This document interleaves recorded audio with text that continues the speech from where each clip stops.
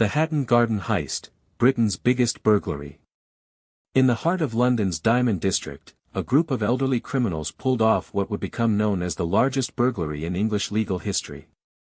This is the story of the Hatton Garden Heist, a crime so audacious it seemed more like fiction than reality. For decades, these men had operated in the shadows of London's criminal underworld, and now, in their twilight years, they would attempt their most ambitious operation ever. Hatton Garden, a narrow street in the Clerkenwell area of London, has been the centre of Britain's diamond trade for over a century. The street itself dates back to medieval times, named after Sir Christopher Hatton, a favourite of Queen Elizabeth I. Today, more than 300 businesses operate here, dealing in precious stones, jewellery, gold, and rare watches. It's estimated that billions of pounds worth of gems pass through this street every year, making it one of the most concentrated areas of wealth in all of Europe. The area has long attracted the attention of criminals, and for good reason. The concentration of valuables, combined with the need for discretion in the diamond trade, created unique opportunities for those bold enough to exploit them.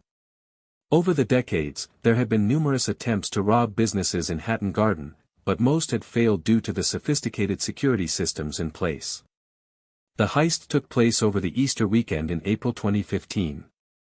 While most of London was enjoying their holiday break, spending time with family or travelling abroad, a group of 4 elderly men, aged between 60 and 76, were preparing to execute one of the most ambitious burglaries ever attempted in British history. These weren't desperate young criminals looking for quick money. They were seasoned professionals with decades of experience, pensioners who had spent their entire lives in the criminal underworld. The gang was led by Brian Reader, a 76-year-old career criminal known in the underworld as the Master. Reader had decades of experience in high-value burglaries, including a previous raid on the same area in 1983. That earlier heist, the Brinks-Mat robbery, had netted £26 million in gold bullion and established Reader as one of Britain's premier criminals. He brought together a team of specialists, each with their own particular skills and expertise developed over lifetimes of criminal activity. John Kenny Collins, aged 75, was the lookout. Collins had been a familiar face in London's criminal circles for decades. He was known for his discretion and reliability, qualities that made him invaluable in high-stakes operations. Terry Perkins, aged 67, handled the technical aspects of the operation. He had connections throughout the London underworld and could source whatever equipment the job required. Daniel Jones, aged 60, was the muscle of the operation.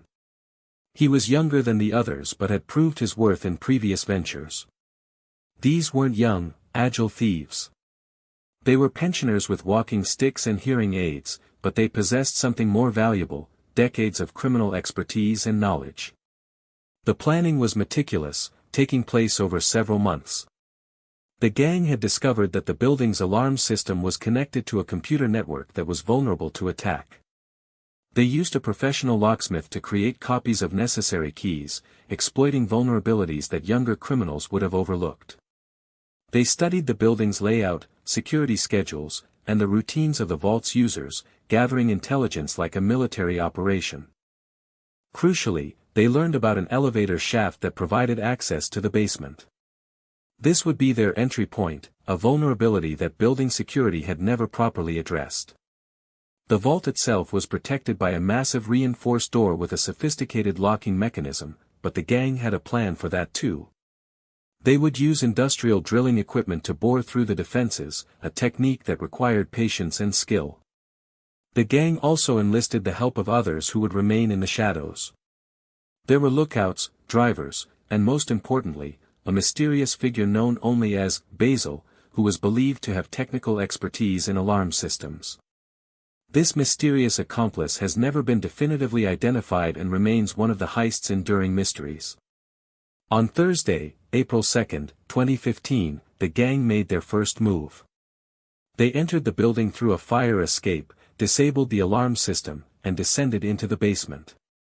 The operation was timed to coincide with the Easter weekend, when the building would be empty for several days. They moved with practiced efficiency, decades of experience evident in every action. But they immediately encountered a problem. A wall they hadn't anticipated blocked their path to the vault. The building's layout had been altered since the plans they obtained, and now they faced a reinforced concrete barrier. For lesser criminals, this would have been the end of the operation. But the Hatton Garden gang was nothing if not persistent. The gang retreated and regrouped. They needed different equipment for this unexpected obstacle.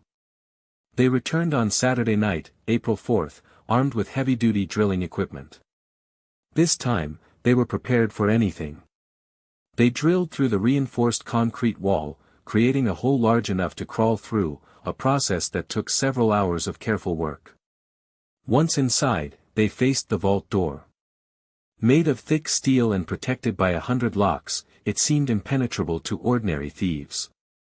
But the gang had brought a Hilti DD-350 drilling rig, a professional-grade industrial tool capable of boring through concrete and steel. They spent hours drilling through the vault's defenses, working methodically in the empty building while London slept. By Sunday morning, they had breached the vault. What they found inside exceeded their wildest expectations. 73 safe deposit boxes lined the walls, filled with cash, diamonds, gold, and jewelry worth an estimated £14 million, though some estimates put the true figure as high as £200 million. The boxes belonged to individuals and businesses who trusted the vault's security to protect their most valuable possessions. For the next several hours, the gang methodically emptied the safe deposit boxes. They used crowbars and power tools to break open each box, stuffing the contents into bags and wheelie bins they had brought for this purpose. They worked in shifts, taking breaks for tea and biscuits, displaying the casual confidence of men who had done this many times before. There was no rush, no panic. They had the entire weekend to complete their work. The operation was so smooth that they made multiple trips to their vehicles to offload the loot. Witnesses later reported seeing elderly men carrying bags on the street, but thought nothing of it. In a neighborhood where delivery workers and tradesmen are common, the sight of men carrying packages raised no suspicion. Who would suspect pensioners of carrying out the crime of the century? By Monday morning, the gang had vanished, leaving behind a ransacked vault and stunned investigators. The scale of the theft quickly became apparent as victims returned from their Easter holiday to find their valuables gone.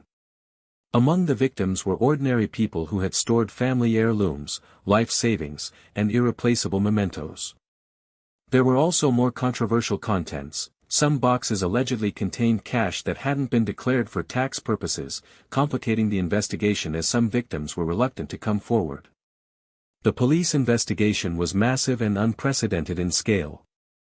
Scotland Yard's Flying Squad, the elite unit responsible for investigating serious robberies, took the lead. Detectives examined hundreds of hours of CCTV footage, interviewed dozens of witnesses, and analyzed forensic evidence from the scene. But the gang had been careful. They wore gloves, covered their faces, and left little trace of their presence. However, they had made one critical mistake. In the months leading up to the heist, they had used a commercial premises in Islington as a base of operations. The building was under surveillance by an unrelated police operation investigating drug dealing, and officers had noticed the comings and goings of several elderly men. This surveillance would prove crucial in identifying the gang. Detectives also discovered that the gang had used a unique Hilti drill, which was traced back to a rental company. Through receipts and CCTV footage from the rental shop, police identified the individuals who had hired the equipment. The net was closing in around the elderly gang members. Modern policing techniques were about to catch up with old-school criminals. The investigation revealed that Brian Reeder had been seen driving his white Mercedes near Hatton Garden on multiple occasions before the heist. Phone records showed calls between gang members at crucial times. Forensic analysis found traces of DNA that, while not providing definitive identification, helped build the case against the suspects. On May 19, 2015, police launched a series of coordinated raids across London and Kent. Brian Reeder was arrested at his home in Dartford, where police found expensive watches and thousands of pounds in cash. John Collins and Terry Perkins were picked up in Islington. Daniel Jones was found at a property in London with a holdall containing stolen watches. The Hatton Garden gang had been caught, their decades of criminal experience unable to save them from modern detective work. But the investigation revealed something even more shocking: some of the gang members were already serving police informants. Incredibly, they had continued their criminal careers while providing information to law enforcement about other cases. The betrayal of trust was complete, and it raised serious questions about the relationship between police and career criminals. The trial at Woolwich Crown Court was a media sensation, attracting reporters from around the world. The sight of elderly defendants shuffling into court with walking frames captured the public imagination. These weren't the usual suspects, they were grandfathers and pensioners who had lived double lives as professional criminals. The contrast between their advanced age and the audacity of their crimes made for compelling television. In March 2016, 4 members of the gang pleaded guilty to conspiracy to burgle. Brian Reeder received a prison sentence of 6 years and 3 months, though his advanced age meant he would likely serve only a fraction of that time. John Collins was sentenced to 7 years. Terry Perkins received 7 years. Daniel Jones was sentenced to 7 years and 3 months. Others involved in the conspiracy received various sentences. The investigation also led to charges against a police officer, a taxi driver, and several others who had played supporting roles. In total, 9 people were convicted in connection with the heist, with combined prison sentences exceeding 40 years. The gang that had thought themselves untouchable had been dismantled by determined police work. The stolen property was another story entirely. Despite extensive searches, police recovered only a fraction of the loot. Approximately £4 million worth of gold, jewelry, and cash was found buried in a cemetery in London, and more was discovered hidden in various locations. But the vast majority of the stolen items were never recovered and remain missing to this day. For the victims, the emotional toll was devastating and lasting. Many had lost items of immense sentimental value, wedding rings passed down through generations, family heirlooms with no replacement value, and personal mementos that told the story of their lives. Insurance covered some losses, but many items were irreplaceable. Some victims never recovered from the violation of their privacy and security. The Hatton Garden heist raised serious questions about security in London's Diamond District. How could a group of elderly men breach a supposedly impregnable vault? Why were the alarms so easily disabled? The answers revealed systemic failures that would take years to address and required a complete rethinking of security protocols. Security experts noted that the vault's protections were designed to withstand external attacks, not determined burglars who had studied the building's weaknesses over months of careful planning. The alarm system's vulnerability was well known in certain circles, but no action had been taken to upgrade it. Complacency had allowed vulnerabilities to persist.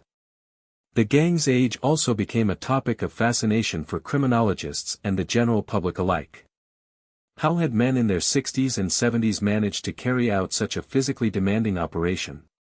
The answer lay in their experience and careful planning. They knew exactly what they were doing, and they had the patience to do it right. Age had brought wisdom, not weakness. The Hatton Garden heist became the subject of numerous documentaries, books, and films. The story of elderly criminals pulling off the perfect crime captured the public imagination in a way that few real-life crimes ever have. It was a tale of old-school villainy in a modern world, a reminder that experience and cunning could still triumph over technology and surveillance. But for law enforcement, the case highlighted an uncomfortable truth: traditional organized crime hadn't disappeared. It had simply evolved, with experienced criminals using their knowledge to exploit vulnerabilities in even the most secure facilities.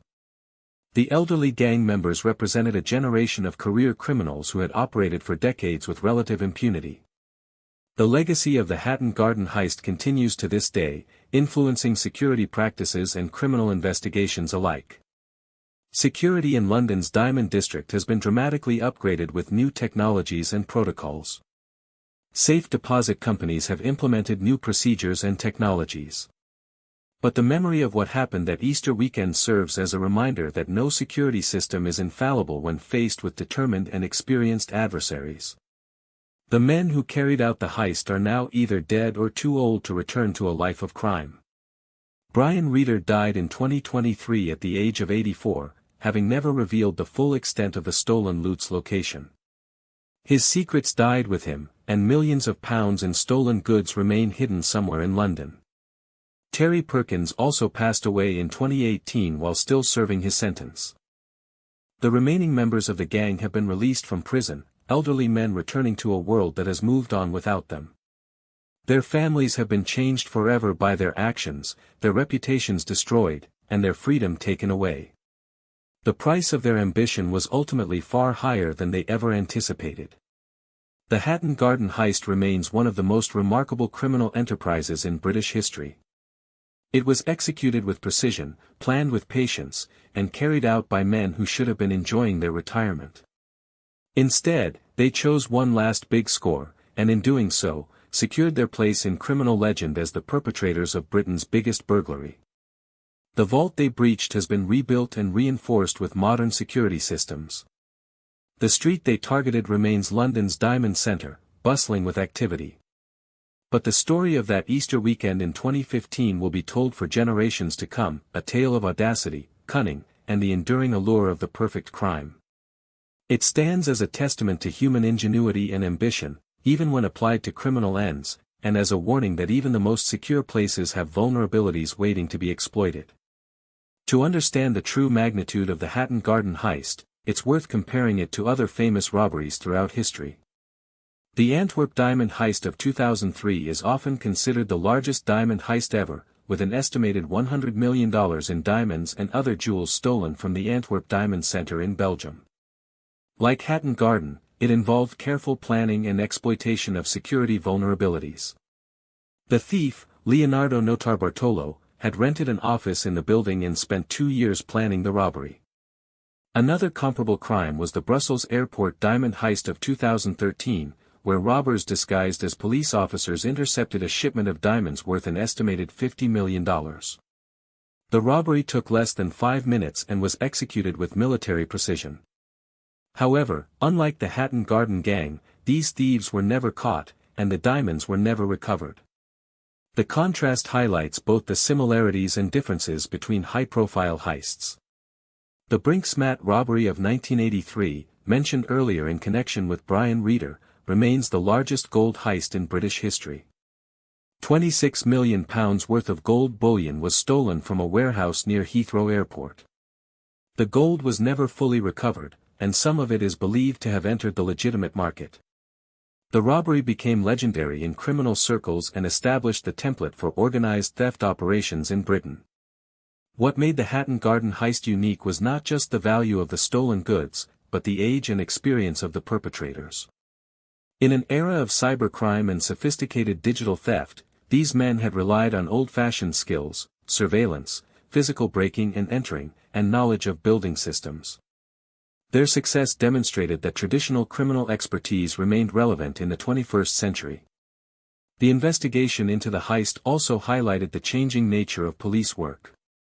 While the flying squad relied on traditional detective methods like surveillance and interviews, they also used modern technologies like DNA analysis and cell phone tracking.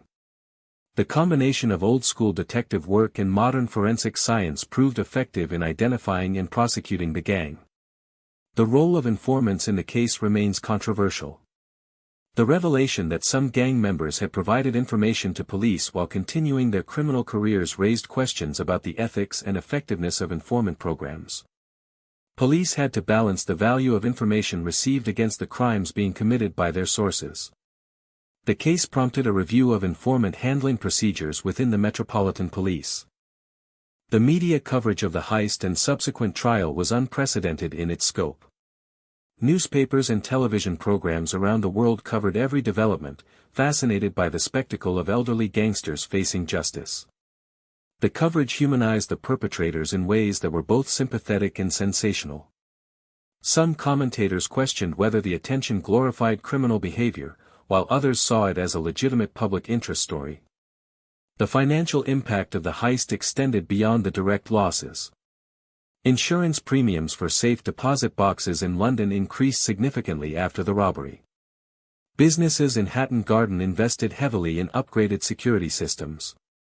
The total cost of the heist, when including these secondary effects, ran into tens of millions of pounds.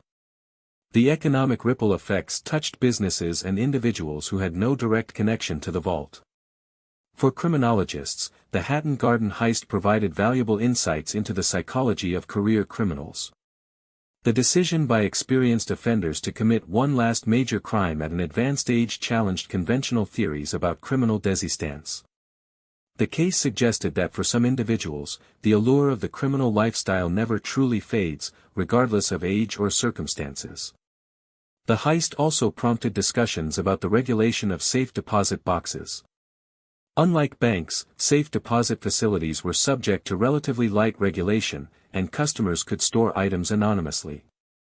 After the robbery, there were calls for tighter controls, including requirements for identification and inventory of stored items. Some of these recommendations were implemented in subsequent years. The cultural impact of the Hatton Garden heist continues to resonate. Several films and television series have been produced about the robbery, including The Hatton Garden Job in 2017 and a BBC drama in 2019. Books have been written from multiple perspectives, including those of the police, the perpetrators, and the victims. The story has entered popular culture as a symbol of audacious criminality. Perhaps the most enduring mystery of the Hatton Garden heist is the location of the unrecovered loot. Despite extensive searches and the conviction of the gang members, the majority of the stolen items remain missing. Some investigators believe the loot was quickly fenced to international buyers, while others suspect it remains hidden somewhere in London. The possibility that valuable items could resurface at any time adds an ongoing element of intrigue to the story.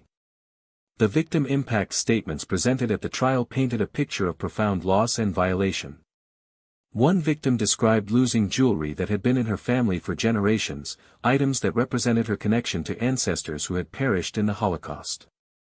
Another spoke of losing the engagement ring her husband had given her decades earlier, a symbol of their love that could never be replaced. These stories humanized the statistics and reminded the public that crimes have real victims. In the years since the heist, Hatton Garden has continued to thrive as London's diamond centre.